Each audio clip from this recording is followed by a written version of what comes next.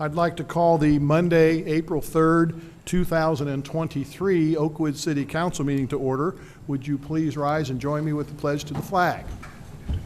I pledge allegiance to the flag of the United States of America and to the republic for which it stands, one nation, under God, indivisible, with liberty and justice for all.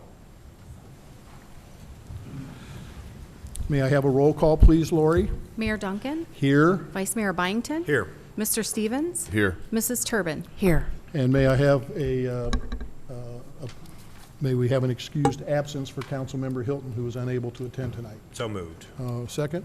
Second. All in favor signify by saying aye. Aye. Aye. Thank you. And then can I have a report on the minutes of our March 6th regular session, work session, and executive session, and our March 27 work session and executive session? Vice Mayor Byington. Yes, I've reviewed the minutes and from all of those meetings and found them to be correct and complete, and I would move that we approve them this evening. Is there a second? I second. All those in favor signify by saying aye. Aye. Thank you. So ordered. We have several status reports tonight, and I have most of them. This first is an update on our Oakwood Public Safety Department. In our 2022 annual report, recently delivered to all Oakwood households, we stated Oakwood Public Safety Officers, PSOs, on police patrol are typically the first responder to fire and emergency medical services. All our PSOs are trained and equipped to respond to life-threatening emergencies and take immediate action on any medical situation. In December, our PSOs responded to a 911 call from a resident indicating her spouse was having a heart attack. Our crew was there immediately, got him to the ambulance, and issued the cardiac alarm to Kettering Medical Center. By the time she arrived at KMC, he was already in the cath lab and his life was saved. A month before this incident, he was informed that after a 6-year battle with cancer, he was now cancer-free. In her letter to the city, she stated, "You saved his life, and we celebrated our 50th wedding anniversary on December 30. Please accept our sincere thanks. When someone waves at you around town, it's probably me." Secondly, last week, on an overnight patrol, one of our public safety officers stopped a car for no visible registration. Upon approaching and making contact with the occupants of the vehicle, the officer observed several pieces of opened and unopened mail. Subsequent investigation led to the discovery of a U.S. postal mailbox key hidden inside a cell phone case. The suspects were arrested for receiving stolen property and taken to the county jail. As of last week, the subjects may face felony charges, or the postal inspector may take over the case and charge them federally. Congratulations to that officer. And then finally, on March 17, 2023, Lieutenant Damian Baggett graduated from the Police Executive Leadership College. And I see Damian here in the audience. PELC is a 3-month leadership development program consisting of 105 class hours, 20 leadership topics, 20 required readings, 4 research papers, 3 team projects, 2 speeches, and 1 capstone presentation. Chief Hill and Captain Tanner attended the graduation ceremony, which was held in Columbus. Congratulations to Lieutenant Baggett.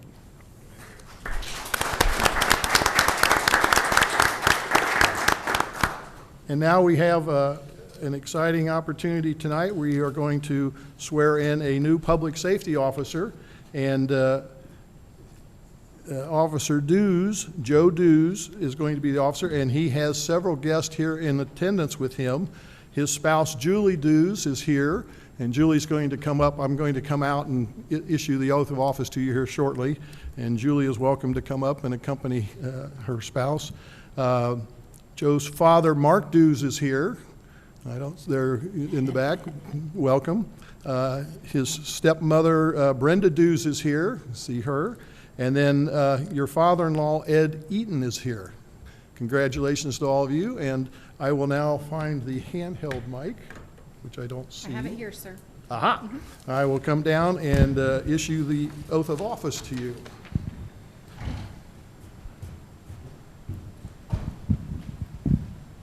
And it just turned on.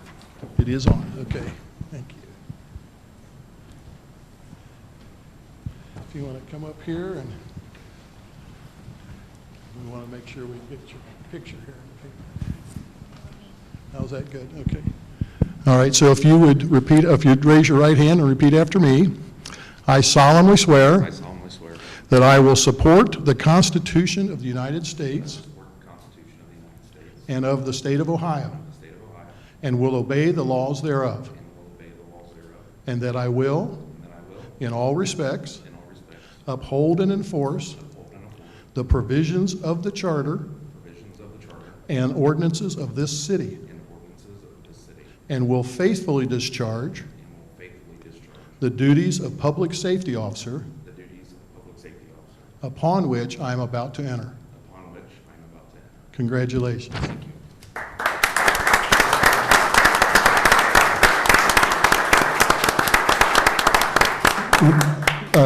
Joe, please come back. You're not done. Now I want to introduce Chief Alan Hill, who has some things to say about our newest public safety officer. Good evening. I just want to provide a quick background to everybody here and in the community that's watching tonight. You know, over the past several years, we've been very fortunate to attract fully certified officers and public safety officers. And what I mean by that, police officers, firefighters, and EMTs or paramedics. It was kind of a rarity for years, but over the last 5 years, we've attracted 5 or 6 that have had a tremendous amount of experience in all 3 public safety disciplines, and Joe's no exception to that. Joe Dews began his public safety career with the Inglewood Fire Department in 2001, where he served as a firefighter EMT. After completing the police academy 7 years later, in 2008, Joe accepted a position with the City of Union as a part-time police officer, and later accepted a position as a part-time firefighter and EMT with the City of Union as well. In 2017, Joe accepted a full-time police position with the City of Union and served in both public safety capacities until being hired by the City of Oakwood on March 20th.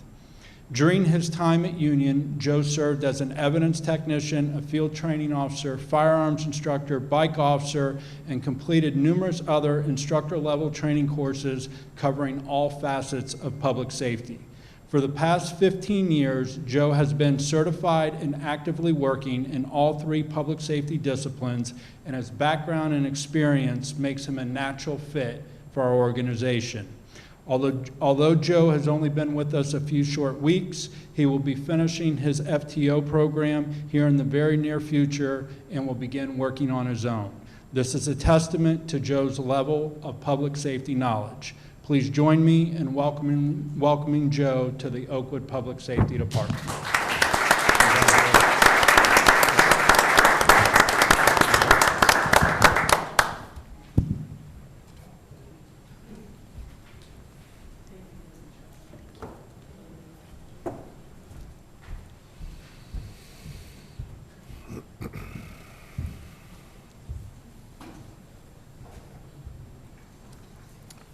Okay. Next, we have some citizen committee appointments, and we'd like to reappoint Nina Angelin to our Personnel Appeals Board, Chuck Ellis to the Property Maintenance Board, Tim Judge to the Property Maintenance Board, and Judy Steiger to the Property Maintenance Board. And then we'd like to appoint Dr. Elizabeth Hardy to our Oakwood Board of Health, Abby Riedel to the Personnel Appeals Board, Phil Whitmer to the Personnel Appeals Board, Katie Tribble to the Property Maintenance Board, and Scott Fisher to the Property Maintenance Board. So I would make a motion that we appoint these citizen volunteers to these various committees and ask for a second. I second. Any other questions or comments? I'd like to thank my other members of council for their assistance in reaching out and finding good quality candidates and calling them and convincing them to serve on our committees and boards. All those in favor signify by saying aye. Aye. So ordered. Thank you. And then I have a proclamation regarding recognizing the month of April as Fair Housing Month. Whereas April 11, 2023 marks the 55th anniversary of the passage of the Civil Rights Act of 1968 as amended, which enunciated a national policy of fair housing without regard to race, color, religion, national origin, sex, familial status, or disability, and encourages fair housing opportunities for all citizens. And whereas the principle of fair housing is not only law, but a basic human necessity and an inalienable right inscribed in the Constitution of the State of Ohio as adopted in 1851. And whereas the Miami Valley Fair Housing Center is engaged in passionately pursuing its mission to eliminate housing discrimination in the Miami Valley, the state of Ohio, and nationally. Whereas the Miami Valley Fair Housing Center has been recognized regionally, statewide, and nationally for its creativity and effectiveness in pursuing its mission to eliminate housing discrimination and ensure equal housing opportunity for all people in our region, the state of Ohio, and nationally. And whereas the Miami Valley Fair Housing Center Incorporated and the Dayton Realtors are committed to continuing to address housing discrimination in the Miami Valley. Whereas April is traditionally designated as Fair Housing Month by the U.S. Department of Housing and Urban Development, and the theme this year is 2023 Fair Housing, a tool for understanding and addressing poverty, in order to highlight the Fair Housing Law, Title VIII of the Civil Rights Act of 1968 as amended. Now therefore, under the power vested in me, I, William D. Duncan, Mayor of the City of Oakwood, in commemoration of the 55th anniversary of the passage of the Fair Housing Act, do hereby urge all citizens to understand and exercise their right to equal housing opportunity and proclaim the month of April 2023 as Fair Housing Month. Thank you for that. And I have one more proclamation. And this is recognizing the week of April 23rd, 2023 as Arbor Week.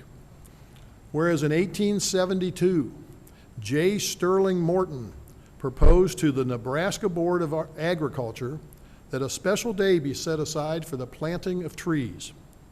Whereas this holiday, called Arbor Day, was first observed with the planting of more than 1 million trees in Nebraska. And whereas Arbor Day is now observed throughout the nation and the world, and is observed in the state of Ohio on the last Friday in April. Whereas trees can reduce the erosion of our precious topsoil by wind and water, reduce heating and cooling cost, moderate the temperature, clean the air, produce oxygen, and provide habitat for wildlife. And whereas trees are a renewable resource giving us paper, wood for our homes, fuel for our fires, and countless other wood products. And whereas trees in our city increase property values, enhance the economic vitality of business areas, and beautify our community.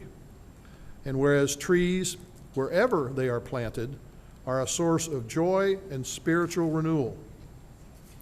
And whereas the City of Oakwood has been recognized as a Tree City USA by the National Arbor Day Foundation for the 41st consecutive year and desires to continue its tree planting ways. Now therefore, under the power vested in me, I, William D. Duncan, Mayor of the City of Oakwood, do hereby proclaim the week April 23, 2023 as Arbor Week in the City of Oakwood, and I urge all citizens to support efforts to protect our trees and woodlands to support our city's urban forestry program. Further, I urge all citizens to plant trees to gladden the hearts and promote the well-being of present and future generations. Thank you. So that concludes the status reports, and we have two very special visitors here tonight. Our first visitor is former Mayor Judy Cook, who wants to talk about the annual report from the Oakwood Inclusion Committee. Welcome, Mayor Cook. Thank you. If I can do this.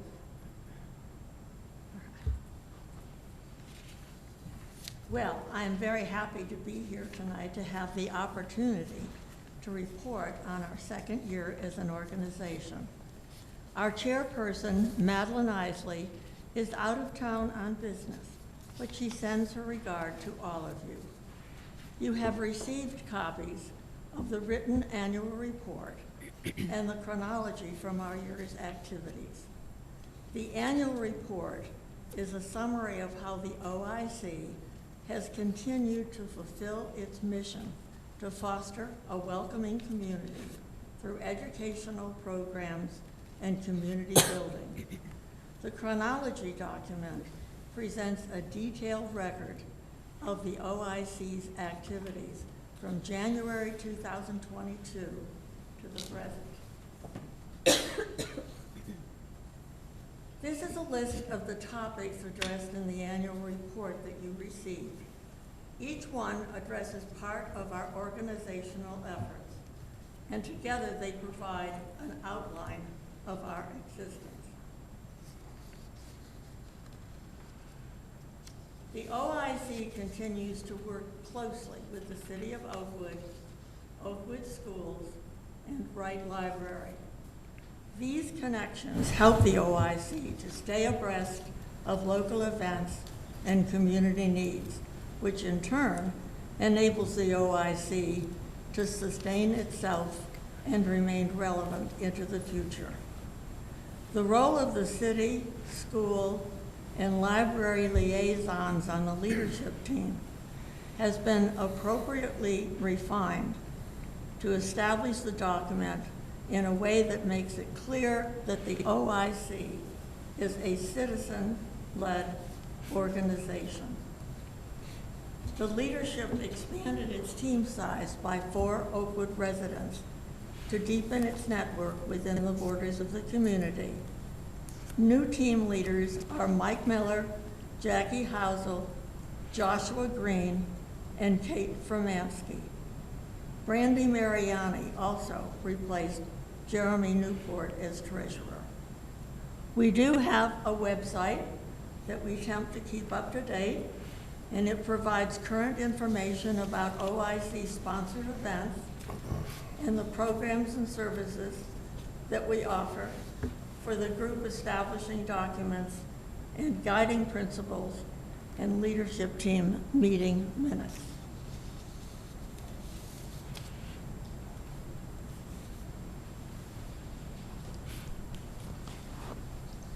Our community engagement efforts are what we are most proud to report.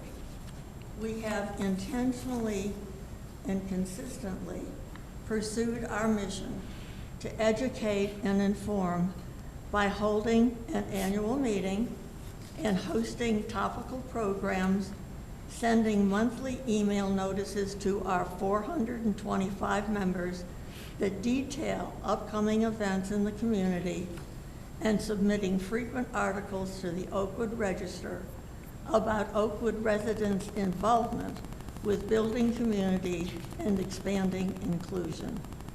These events and publications encourage citizens to engage in ongoing work according to their interests and availability. Through these efforts, OIC members have represented the Oakwood community in many events and programs offered throughout the Dayton area. OIC members and leadership team members also participated in Oakwood events and traditions. Several OIC leadership team members volunteered as docents in the Oakwood Historical Society's Holiday Home Tour. Recognizing that this event epitomizes Oakwood's tradition of hospitality and a welcoming spirit. Others staff the OIC tables at the ice cream social and the Oakwood Pride picnic, or place luminaries in front of their homes in support of the Lighting Up Oakwood event. All of these events are worth celebrating as inclusive community building opportunities.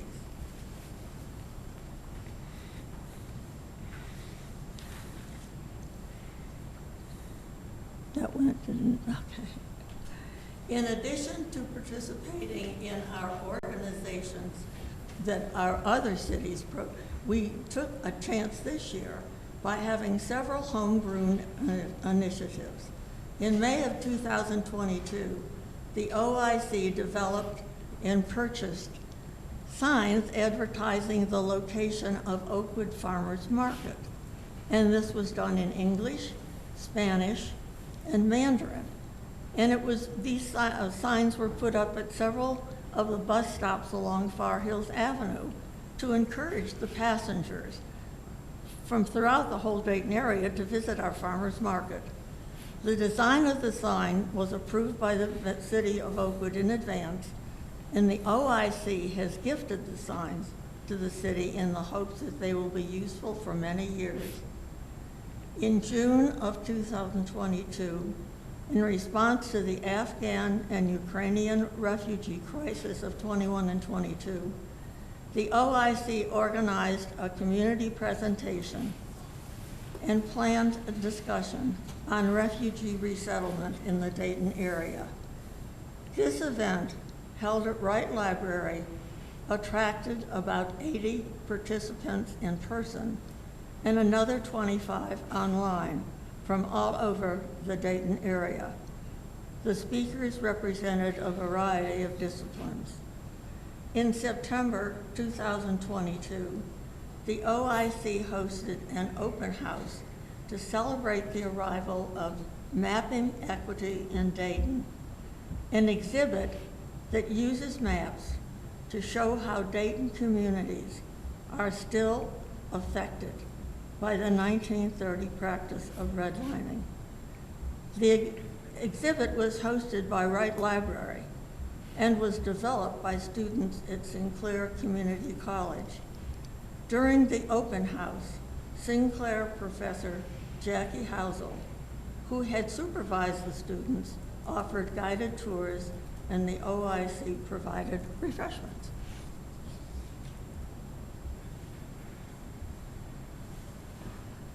Consensus building,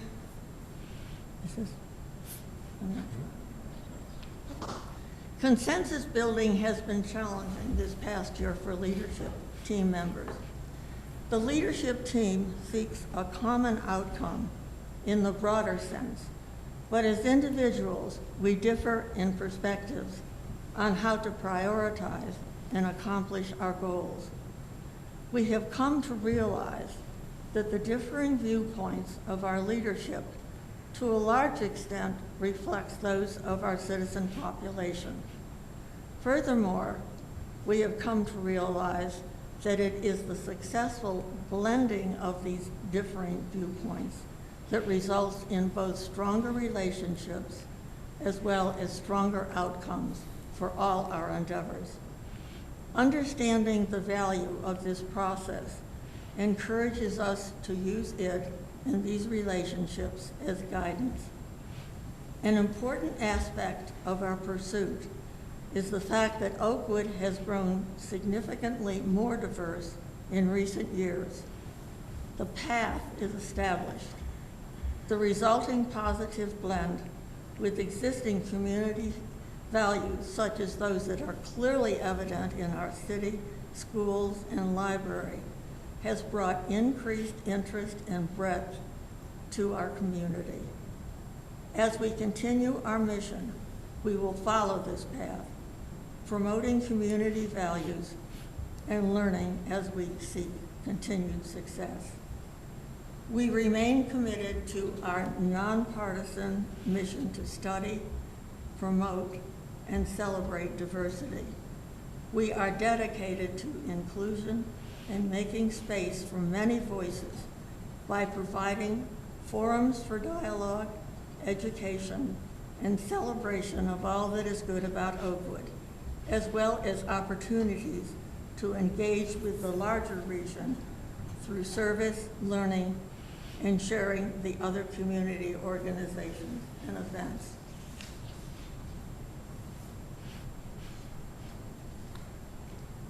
From the start, we have included fundraising as part of our efforts. We know additional opportunities may require funding. A little over $9,000 was raised this year. Funds were used to sponsor both the Mapping Equity in Dayton and the Farmers Market signage. We have an account at LCNB Oakwood and the Dayton Foundation. The foundation account allows donations to be made through the OIC website, which is an advantage. The OIC continues to seek financial support to enable future events and programs.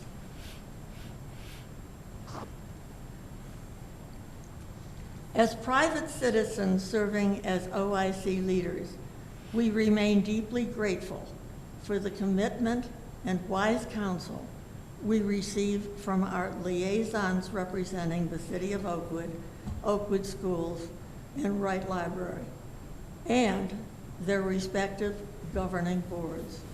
Without their support, we could not continue to evolve as an effective and relevant organization.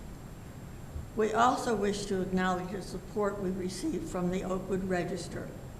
Without this local resource, we would have no other way to make Oakwood citizens who are not on our membership list aware of our programming and events.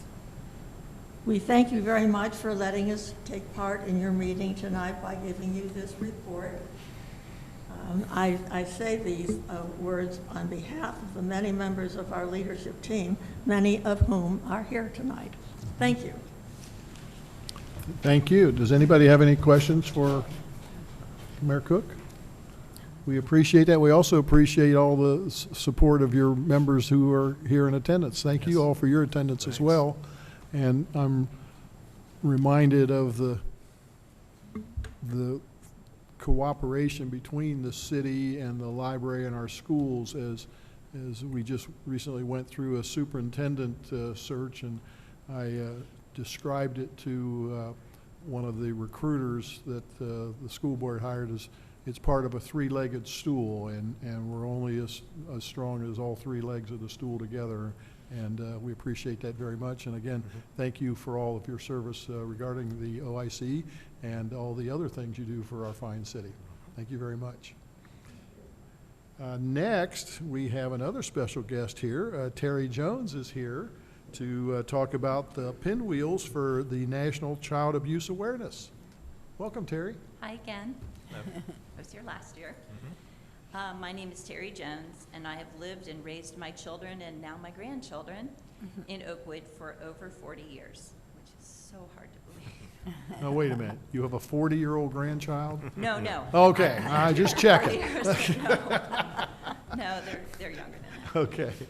I'm here tonight as a member of Friends of Care House with Libby Nicholson, the director of Care House, to talk to you briefly about our Pinwheel campaign to advocate for victims of child abuse and neglect. I've been a part of the medical community in Dayton for over 40 years, first as a nurse in the emergency department at what was then Children's Medical Center and now is Dayton Children's, then as a family nurse practitioner in maternal child health. I have unfortunately seen the damage that child abuse and neglect can do, both in the short term to the innocent child and in the long term damage to an adult who often will become an abuser themselves. We know that more than 1,000 children needed Care House in the last year. These children were victims of abuse and neglect and needed our help in their medical, psychological, legal, and social services. But we also know that for all those children who made it to us, they are a small number compared to those who were victimized. Our mission is to prevent child abuse and neglect for all kids in our community. April is National Child Abuse Prevention Month. Awareness of the problem is just the first step. Prevention of the problem starts with education and ends with every child being safe and protected. Our vision is of a world where all children grow up happy, healthy, and prepared to succeed in supportive families and communities. Pinwheels are a reminder that we all play a role in children's lives. To that end, starting April 1st, we are working with community partners to plant pinwheel gardens as symbols of hope and the carefree existence that all children should experience. Last year, the city of Oakwood stepped up and generously allowed us to place pinwheels in the high-traffic areas of the city. Libby received many phone calls remarking on the positive exposure the city of Oakwood afforded us. This year, we are building on that success and placing even more pinwheels in Oakwood and in surrounding communities. Look for them and reflect on their meaning. Thank you again for your support. Yes. Thank you. I drove down Far Hills, and right across from the library today was, a lovely display in the median there. Mhm. And that Well, we're looked- not quite done. Okay, so there's more tomorrow. I can come by Yeah, tomorrow. there's There'll be more. more. Okay. The wind kind of knocked us for a loop. Yes, I'm sure they did. Right. Now, I know, I think it was last year, it might have been 2 years ago when you came to talk to us about this, and we were concerned about an increase in child abuse and neglect because of the COVID pandemic. Yeah. Are you still seeing that? Is anything changing? You think it's getting better or worse, or? Well, To be determined. Libby is here to answer that question. Okay. for you. So, Libby, you want to come on up? Libby's the director of Care House. Oh, She did a welcome. great job. Welcome. Thank you all for this opportunity to hear from Terry and to learn a little bit more about Care House. Interestingly enough, our numbers did not rise significantly because of COVID. Okay, But one thing I can report to you is that the acuity or the severity of the cases that we've seen has certainly increased, which is very troublesome to us and suggests that all that kind of forced isolation really affected families. And we still talk about COVID a lot, don't we? And we really haven't yet completely worked it through our system. We need to continue to support families and listen to children's voices and reach out and help them. So thank you, all of you, and the City of Oakwood for the support that you've shown this. You're a very visible community for people driving to and from the city to City of Dayton to work. And as Terry said, I've gotten so many compliments from people about how impressed they are that Oakwood has adopted this whole pinwheel campaign as you have. So thank you very much for showing that leadership. thank you again Great. for your update. Thanks. We appreciate it very much Yes. and are happy to support your group. Thank you. Appreciate your service as well. Our two special visitors are gone. We still have some other special people here in the crowd. Does anyone else wish to address council at this time? That would be your time to come down and state your name and address for the record, and we would welcome you. Nope, got nothing. Okay, all right. Well then, in that event, that will close the visitor section of our meeting. We will now go to legislation, and Councilmember Stevens has not one, not two, but three ordinances. Thank you, Mayor Duncan. This is an ordinance determining to proceed with the improvement of certain streets between certain termini in the city of Oakwood, Ohio, by lighting the same with electricity. This is an annual ordinance that is the second step of our 2024 street lighting program. It is the ordinance that authorizes the city to proceed with the project. It was introduced with a first reading at our March 6th council meeting. This is the second reading of this ordinance, and I move the council adopt it tonight. Do I have a second? Second. Any questions for Councilmember Stevens? Hearing none, Lori, would you please call the roll? Mayor Duncan? Yes. Vice Mayor Byington? Yes. Mr. Stevens? Yes. Mrs. Turbin? Yes. And next, an ordinance levying special assessments for the improvement of certain streets between certain termini in the city of Oakwood, Ohio, by lighting the same with electricity. This is the third and final step of our 2024 street lighting program. It allows for the costs of street lighting to be certified to the Montgomery County Auditor for assessment. This is a first reading of this ordinance, so I make no motion at this time. Thank you. And you have one more? Yes, an ordinance determining to proceed with the repairing of sidewalks and appurtenances thereto on certain streets between certain termini in the city of Oakwood, Ohio, and providing that abutting property owners repair the same. This is an annual ordinance that is the second step of our 2023 sidewalk, curb, and driveway apron project. Again, this year's program area covers all city streets west of Far Hills that were not repaired as part of last year's program. It was introduced with a first reading at our March 6th council meeting. This is the second reading of this ordinance, and I move the council adopt it this evening. Do I have a second? I second. Any questions for Councilmember Stevens? Hearing none. Lori, would you please call the roll? Mayor Duncan? Yes. Vice Mayor Byington? Yes. Mr. Stevens? Yes. Mrs. Turbin? Yes. Thank you. I think now Vice Mayor Byington has an ordinance. Yes, Your Honor, this is an ordinance adopting the 2024 tax budget for the city of Oakwood for the fiscal year that begins January 2024. To comply with our section 6.01 of the city charter, this is an annual housekeeping ordinance where we estimate the city's revenues and expenses for calendar year 2024.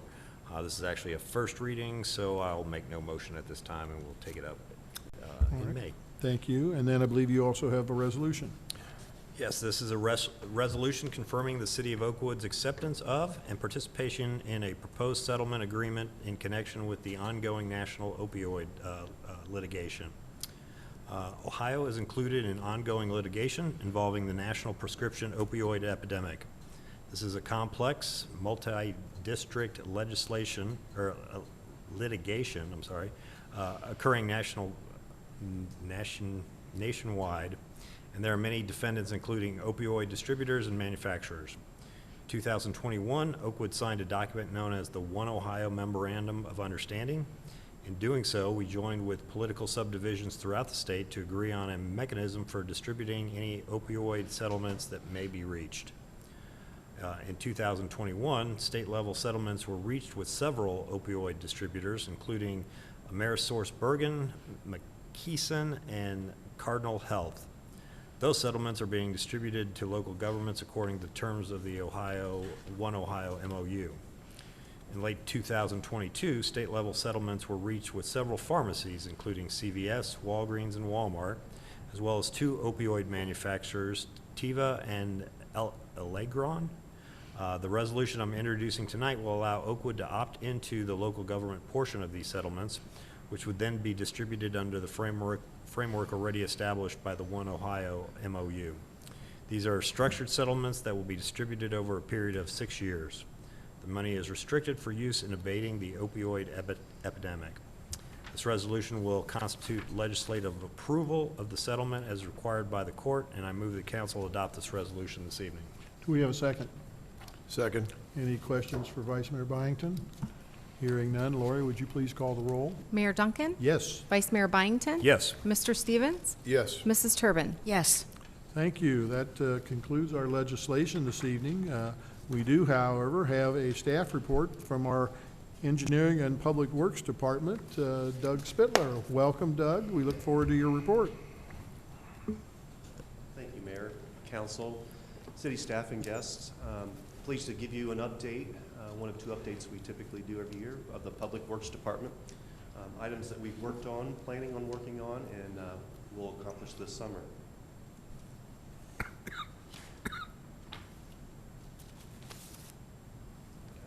We'll start out with our 2023 asphalt resurfacing program. This project just opened for bids on Friday. We received a total bid of $596,000 for our streets. I know these maps on the slides are hard to read, but I'll kind of point you in the right area of town. So for the paving program, we're focusing in the northeast corner of town this year. You'll notice the colors on the map. They simply are different street surfaces. So all the blue streets are the typical asphalt streets that will be milled and resurfaced with asphalt. The red portion of East Shantz is the concrete surfaced street. So it has an existing concrete surface. That surface will be milled down and will be replaced with asphalt, so we'll have a nice, smooth surface. That will be from Lookout Drive to Spring Grove, and then the section from Oakwood Avenue out to Far Hills Avenue. And then the green section is Shantz Avenue, but it currently has an asphalt surface. So all of the streets will have an asphalt surface shown here. We also have 2 alleys. It'll be the alley between Rubicon and Oakwood Avenue, also the alley between Ridgewood and East Shantz, just east of Spring Grove. So the other streets include Acacia. Acacia was deteriorated, but we had a water main break on Acacia, and it really deteriorated our street faster, so we have that on our paving list. We also have Lookout Drive on the west and the east sides. We have East Thruston from Woods to Acorn, Hathaway Road from Patterson Road to the north terminus, and East Shantz Avenue that I mentioned before.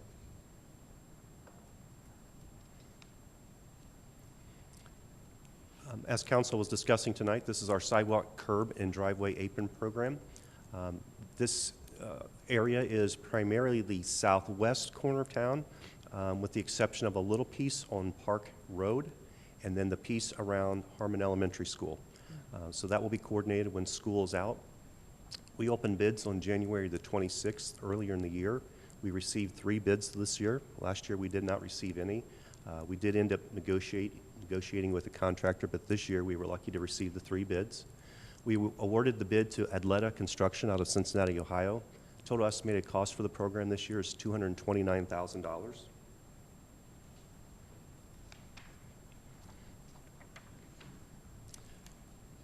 Another project that we're doing, and again, the map, it's just to try to show, if you see the dots up there, there are 21 dots up there. All these correspond to inlets. So the inlets are then in the pictures. Inlets, curb drains, this is where the water, snow melt goes. These are usually, on Far Hills, the longer inlets that you see here. A lot of those are in deteriorated shape. The one on the right-hand picture is a smaller inlet that we did in-house. We changed it to the regular style of metal casting. The other ones that are larger, there are 15 left. We will do those in concrete. We intend to put a concrete top on those.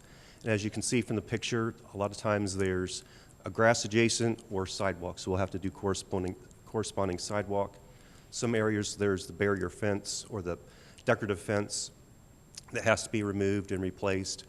So in addition to curb work, you'll see the inlets being replaced this year along Far Hills Avenue.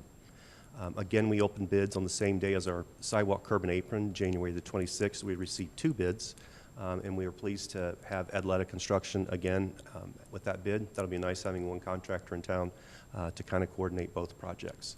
The total estimated cost for this project is $297,000. And then our large one. We've been talking about this project for several years. As a matter of fact, ever since I've started here. The bid opening date, that was tentative, and we have discussed it today. We're going to push it back even till next week. I believe it's the 11th now, so a week from tomorrow. It's a very large project for the city of Oakwood. This is a storm sewer replacement project. All you need to know about that map is it's right in the middle of town. We're crossing Far Hills Avenue. Luckily, we're crossing Far Hills Avenue. We're not going adjacent, but it is a large pipe in this area. It's 42-inch pipe. It's about a $2.1 million project. We will also do work on Delwood, a piece on Forer, and then Devereaux is where the outlet is. It's a very comprehensive storm sewer project, so the existing storm sewer has reached the end of its useful life. We have flooding on Delwood, Far Hills, so this will help improve those conditions. Again, it's a very large project. We intend to maintain traffic throughout. However, there will be times when it's down to single lanes or maybe even flagged, but we do intend to maintain traffic throughout the project. Again, it bids here next week. It'll probably be late spring, early summer before we get started, but we'll continue to have project updates on this project because it is significant for our community as well as those passing through.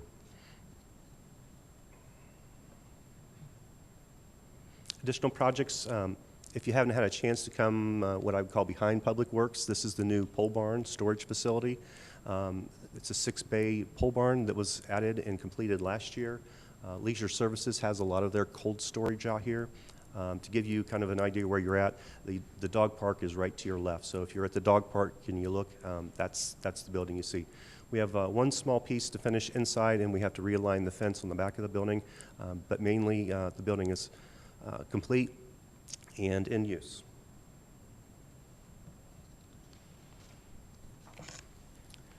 The Vectrin gas line project. Hopefully in the fall we'll be able to say we're done.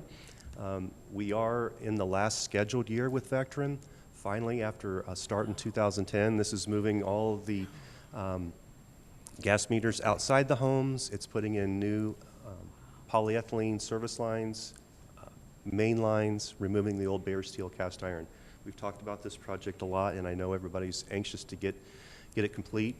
I'm sorry about the project areas. We put them in order. We think they're going to complete them in, and it just ends up they're not in the same order. So these are the projects that are in progress. We kept the numbering the same, though, so that in communications folks know what areas we're talking about. So project area C is currently under construction. That's on Clarana and Wonderly, basically between Far Hills and Schroyer Road. Also, area D got started late last year with some problems in that area. This is in the southwest part of town, in the Roanoke, Peach Orchard, Fairmont area. And then two more projects yet to come this year. One will be in the northwest part of town in the Hatcher Hills Plat, so the West Shantz, Southview, Northview, Kramer area. And then on the northeast part of town, so kind of where Public Works is, Schaefer Boulevard, Schaefer Circle, the east side of Lookout, and Garden. So I wanted to give you a few photos of some of the pieces of equipment. This is certainly not everything we bought this year. It's some of the pieces of equipment that are either unique or very highly used in Oakwood. So of course we do our sidewalk plowing with sidewalk tractors. This is just a routine placement, but as you notice, the tractor has the V blade on the front. That's how we plow the sidewalks in Oakwood when the snow gets deep enough. And so we have 5 tractors. This is just a program replacement. The cost of the replacement tractor was about $20,000. This is the newer piece of equipment. So we did not budget for this last year, but after we talked about it, the continuing effort that we need to place on Far Hills Avenue to try to keep that open. As we plow snow towards the street, then we start covering up our sidewalks. If we get those quick freezes or melts and freezes, we get ice. So in order to try to help combat that, we purchased this unit. This is called a Ventrac. That's the brand name. What it is, it's an articulated tractor, so it pivots in the middle. If you haven't seen it yet, it's really a nice piece of equipment. Of course, it has a nice cab. It's very versatile. So that's a snowblower on the front, and that snowblower will fit in almost all areas on 48. There's a few pinch points with retaining walls and the decorative fence that we can't get through every piece, but it will really help us on Far Hills by blowing the snow earlier and more often. So as we throw the snow towards the sidewalk, we throw the snow back into a windrow, or we can place this into a truck with the snowblower. We've also purchased a broom for this unit, and we're looking in the future at different attachments that can help us. There's an edger that's unique. There's a sickle mower that can help us with some hard-to-reach tree areas. So we did purchase this unit for a price of $39,000. We did use it a couple of times, and it's been very well received by our staff. So another piece of equipment that we use every day, we have 3 loaders. This loader is identical to one that we purchased, I think it's about 10 years ago. But this is an everyday item for us. So this is used in our yard debris pickup program. It's used at our recycling center. They're using it inside right now to move the concrete that we're preparing inside of our public works facility. Everyday use for this piece of equipment. The total purchase price was almost $84,000. And lastly, common backhoe, but we do keep 2 backhoes. The old one, our newest one has now become the backup. We put the jackhammer on the back of that, and this is the new backhoe that we use primarily for water main breaks. But it's used quite often around the yard in the city as well. This unit took us a little while to get, as most equipment, and there was a piece of equipment I had on here, and it didn't have a picture of it because we don't have it yet, but it's a dump truck. We still have a dump truck that we're trying to build from 2021. So it took us over a year to receive the cab and chassis. Now we finally got word that the upfit, so the hydraulic system, the plow frame, the dump bed has all arrived, and now it goes to an upfitter, and then they build it. But then that takes time as well. So it'll be almost 2 years since we've had a dump truck, and I hope when I come here in September I have a picture of that dump truck. But this, back to the backhoe, the purchase price of the backhoe is $102,000. So additional capital purchases that we intend to continue with this year, that's very important to the city, is the backup packer. So over the last couple of years, we bought the 2 new packer trucks for our refuse operations. What this will do is this will take an old cabin chassis. So we have an old cabin chassis, and we're putting on a new packer body onto the back. That will give us a very reliable unit for years to come that will serve those 2 primary packers. So that is currently in production now. We've also purchased several V-box spreaders, the spreaders that we use to spread the salt with. As you can see on here, the price was a little bit more than we thought, with the material prices increasing, $97,290 for those 3 spreaders. We will also purchase a leaf vacuum. So we do have 1 leaf vacuum that we tow behind. We're looking to purchase a self-contained unit. So just like we have a roll-off for a dump box, we intend to have a roll-off for our leaf vacuum, so we can just lift it up on there and it's all self-contained. So we're looking to make that purchase yet this year. And then one that we're excited about, a lot of people don't get excited about, is a sewer line camera. So what does that do? This is a picture of from the website. It may not be the exact model that we're getting, but basically it's a camera and it goes in the sewer lines. Not very fancy or exciting, I guess, but it does identify a lot of problems. So if there's something that we, as we start cleaning our lines, if we start pulling back a little bit of what looks like pipe, we can send the camera up and see if there's a break that we have to repair. It will be invaluable as we clean the system, really map the system, and search for problems. If a sinkhole develops, we send the camera up there. It has a range from as small as 4-inch pipe. I know that they have to do different wheels and stuff for different sizes, and 4-inch pipe is very small. I think we probably need to get practice before we do a 4-inch pipe so we don't get it stuck, but it will go up to then to a 30-inch pipe. So we can do storm sewer. We can do a majority of the pipe here in Oakwood. We intend to make that purchase. As a matter of fact, we've ordered the camera, and we hope that comes in the next 6 to 8 weeks. The price for the camera, including a small trailer that goes with it, is $110,000. So our refuse and recycling news. With the spring weather today, we have our leaf mulch program that's going to begin this weekend. This will run for the 5 consecutive Saturdays through May the 6th. Mulch is free to use. It's a leaf mulch. It's made from the leaves that we collected in the fall through a vendor. We do have delivery options available. Those are $100 for 3 cubic yards or $150 for 6 cubic yards. Mulch is free if you come pick it up. If you deliver it, it does incur the charge. The pickup times are 8 to 2 p.m. on the next 5 Saturdays. As well, we have a styrofoam recycling event coming up. I did see the county advertise that on the news just tonight. So this is the smaller event where Green Oakwood collects material out in front of the Public Works Center. They take it to the larger event, which will be the Rose Music Center this April the 22nd. We did not list the hours because Green Oakwood does a smaller hourly or collection, and we always put that on Facebook and our website once we get their hours from them. The self-service, we also always offer the Recycle Center at Public Works. The new Recycle Center is very popular still. Folks can bring in their cardboard, commingled, or any kind of yard debris at our Recycle Center 24 hours a day, 7 days a week. We also continue the monthly self-dumping at the Public Works. It just happened this past weekend. That's where people can bring in their extra items to the Public Works yard, dump them at no cost. And then the refuse dumpsters are available. Those are available for special pickup, extra household items. They're free if you want to just use them from green waste. And yeah. So we submitted an article to the paper because of some questions we had received and some concerns. So these are a couple of the photos that I used for those pictures. I think everybody has probably seen these, but if you don't like to look at the back end of a refuse truck, then this is what it looks like in Oakwood. They are split-bodied trucks. So on the left side, as you looked at, is where the recycle side is. It's the smaller side. The refuse goes on the right-hand side. So there's actually two packer bodies on the one truck.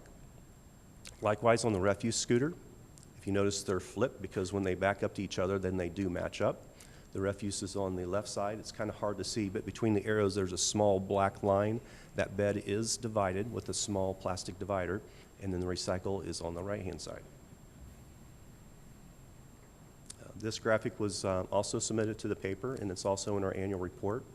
This is the master material that we handle all throughout the year. So there's 7,121 tons of material that Public Works handled in 2022, and this is how it's broken out.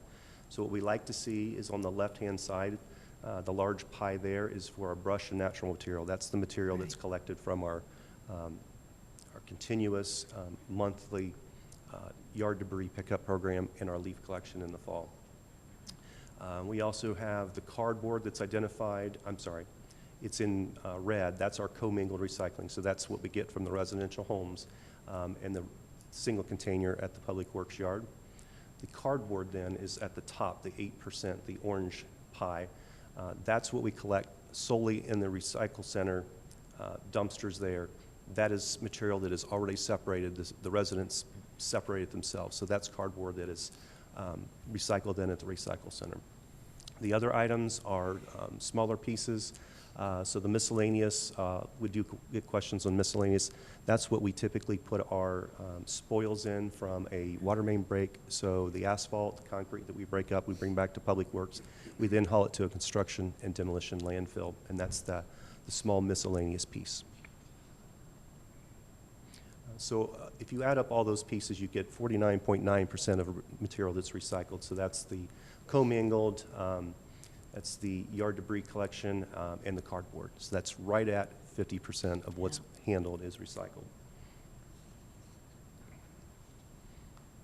This graph is a little busy. It is the last 6 years of refuse collected, so this is just refuse collection. I did put in the red to try to bring the color a little bit more. That was last year. So the bright red, it falls right in line. It's a little under average. So below the graph then we have our average annual refuse collection is about 3,500 tons. And last year we collected about 3,300 tons. The disposal price at the county, the tipping fee remains unchanged. That's $38.25 per ton. The commingled recycling, that's just the commingled portion. 564 tons is our average, and last year we were down a little bit, 475 tons. The processing price remains unchanged also. We take that to Rumpke, that's $35 per ton. On the brighter side of recycling, the cardboard market is still a very good market. It's in high demand. So we started to look at our cardboard trend over the last 10 years. Last year we collected 158 tons, and this comes again from those containers down at the Public Works Center. We also started to take that material to Rumpke last year, and we were able to negotiate with them to get a market-based pricing. It does fluctuate based on the market every month, but we received about $13,000 in revenue last year from that clean cardboard. And that's the important part is the citizens do a very good job of keeping that clean, so that material is a very good, useful product. So we were able to offset then recycling costs with that revenue.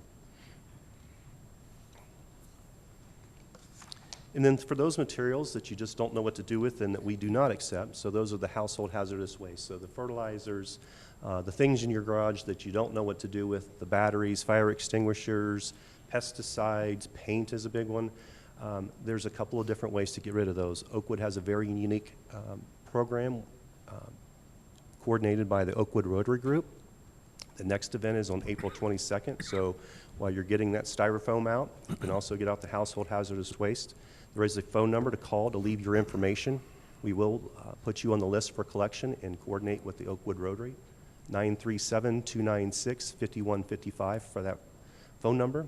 And the Oakwood Rotary Club does this free of charge. They do accept donations for their service projects, but they take those materials and they dispose of them at the county transfer station Residents also have the opportunity to take them down on Tuesdays only now. That changed this year. The county is only accepting materials Tuesday only. And then our winter operations, and I'm officially declaring we're done. We're done with the winter operations. We're going to take the bins away from the back doors tomorrow, so they're over with. We had 5 weather events, December to March. I kind of use that, not a calendar year, but the seasonal year. We currently have 800 tons in storage, and we're full. We used 741 tons this year, December through March, compared to 639 last year. And if you look at why did we use so much salt for 5 events, if you remember back on December the 23rd, I think it was when the temperature really dipped down to negative 30, negative 40, we used a bunch of salt, and that's very common. You also have those smaller events that take a lot of salt just to make it around the city. The good news is we did recoup, and we do have a full barn ready to go whenever the next event comes. The salt cost was up, almost $84 per ton compared to about $55 last year. And next year there is a price already in place if communities choose to use it. I think ours is somewhere around $92. So while it's increased, we do have that ability to plan for use for next year.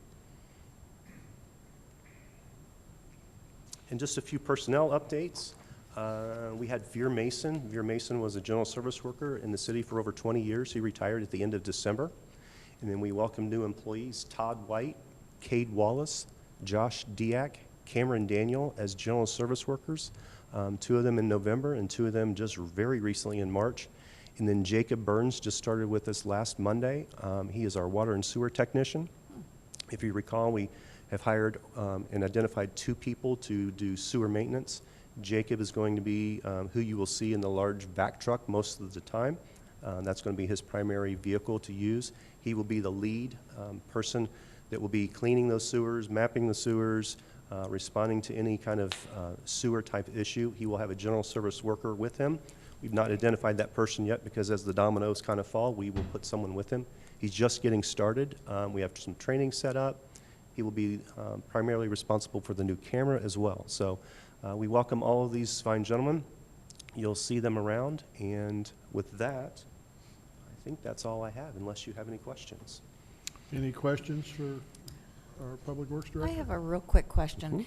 Do you plan a shred event in the near future? The shred event does have, it's not in the near future, it's in September like it always is, and I think it's 1 week later. I want to say it's the 3rd or 4th week in September. We have a tentative date. We haven't announced it yet because we still are trying to make sure that the company is available that time, but it's the 3rd or 4th week in September. Okay, thank you. Okay. Other questions? Okay, well, you answered my question about salt. So I just want to thank you regarding our efforts on recycling. The Greater Dayton Mayors and Managers Association has asked me to serve on one of the members of the Solid Waste Advisory Committee for Montgomery County. And what I can tell you is the solid waste disposal in Montgomery County is considered state-of-the-art, not only around here, but in the entire state of Ohio. And a lot of people are starting to follow some of the things that the Montgomery County is doing as it relates to solid waste. But inside the Montgomery County solid waste people, the city of Oakwood is recognized as a leader in recycling efforts. So I want to thank you for your efforts in that area. And like I say, it's never enough. Yeah, but, you know, keep right. up the good work. Exactly. So, Well, thank Keep you. up the good work. And it's a large testament to the community. They're very interested in it. Yeah. They want to know how to do it right, and they do it very well. yes. Okay. Thank you. Thank you. Thanks, Doug. Okay. Thank you, Doug. We now have an Oakwood moment, and Councilmember Stevens wishes to introduce that. Welcome. Thank you, Mayor Welcome Duncan. back. So our Oakwood moment for the month of April. I am honored as a longtime Oakwood Rotarian to talk about our wonderful organization, the Rotary Club of Oakwood. So we have around 110 members. We meet Friday morning, 7 a.m. at Dayton Country Club. That day in May is our largest event for our city. It's located at Oakwood High School, and it's our largest fundraiser for our club. We start off on Saturday with a 5K and 10K run. I think there's a little kid run as well. Next, we host a big pancake breakfast. Then we have a large parade down Schaefer Boulevard, followed by a car show and a dog show. Then in the afternoon, we have children's games, bouncy house in the pit. We've got a dunk booth, and multiple food trucks are always on location. You can make it a full day, breakfast to the lunch at this event. And then finally, what we started last year, on Monday, we host our That Day in May golf outing, and our silent auction is on Monday as well. So that's a big hit for our club to raise a lot of money, not only on Saturday, but on Monday. Next, we also assist in other activities throughout the year that include helping the Oakwood High School students with their annual mulch sale. We also assist with blood drives at the OCC. Another wonderful project is our monthly sandwich making for St. Vincent de Paul. Next, we hold a quarterly hazardous waste pickup for all of our Oakwood homes. As Mr. Spittler just discussed, right here on this picture, you see our city manager putting in the work. This is free to all of our Oakwood residents, and we simply ask for a donation to our foundation.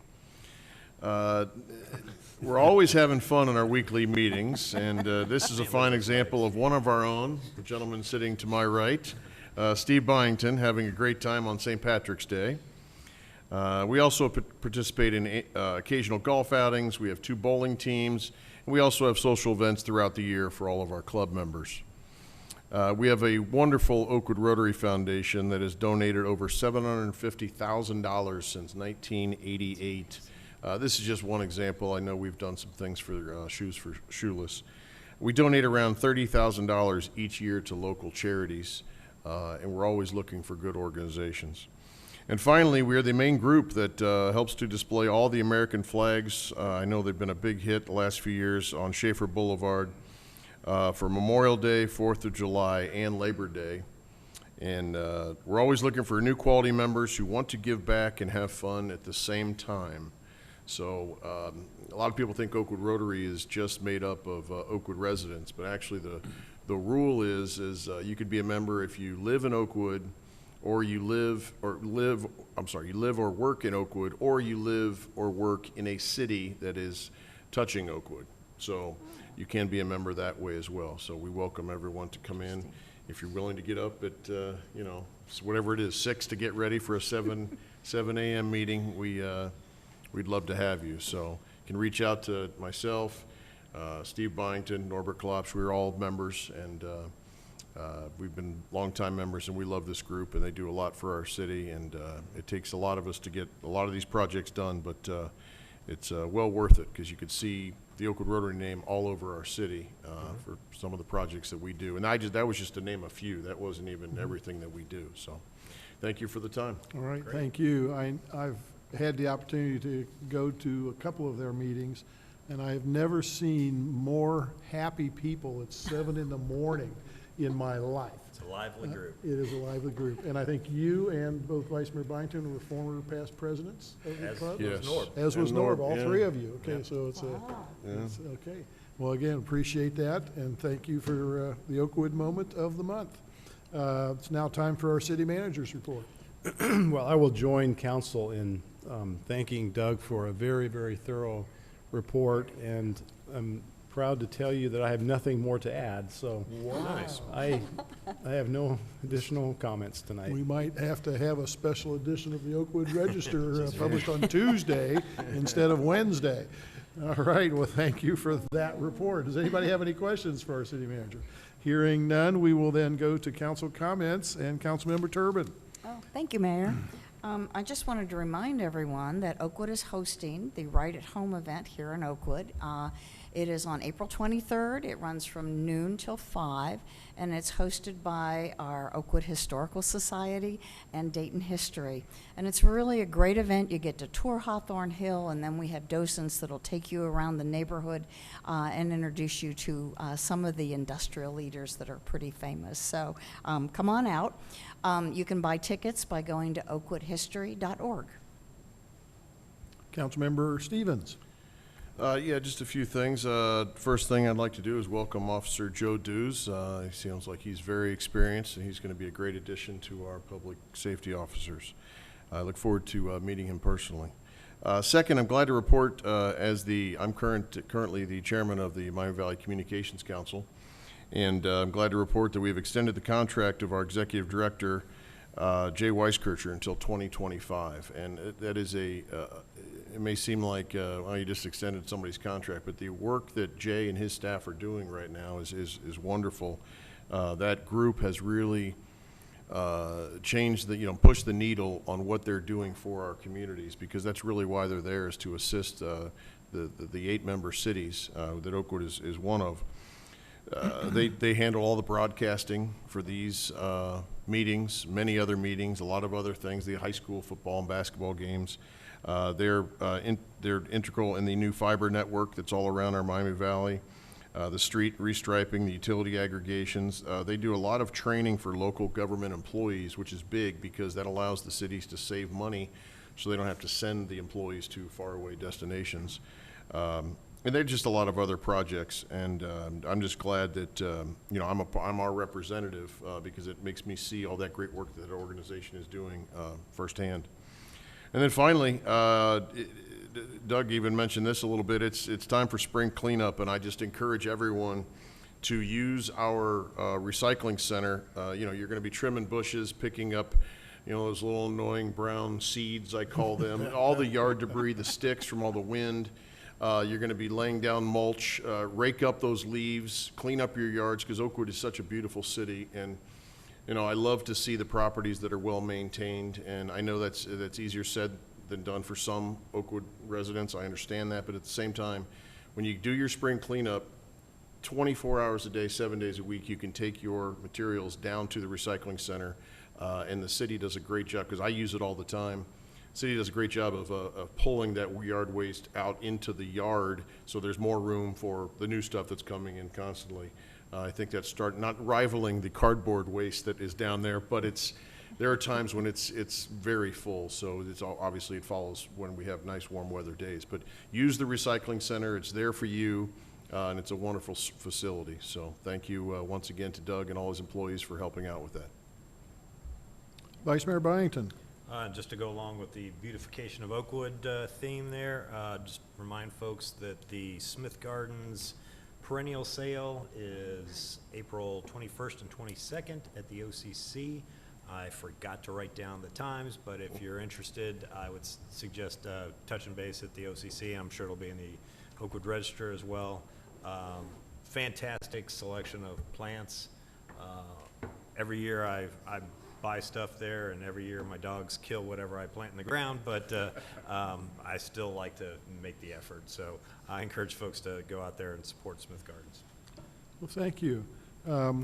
53 years ago today, I asked this girl to go on a date with me, and we went to see the Harlem Globetrotters at the University of Dayton. Now, that girl's a sport. Wow. And on the way, we got home, and I dropped her off at her house in Beaver Creek, and she leaned over and gave me a kiss.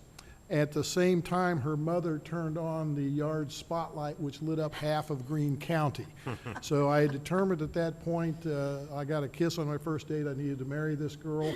3 years later, I did, and this December, we will celebrate our 50th wedding anniversary. So congratulations, Terry. I'm in trouble when I get home, I already know that. So our next, doesn't watch. yes, that's true. Our next meeting is going to be scheduled for Monday, May 1st, 2023. We are adjourned.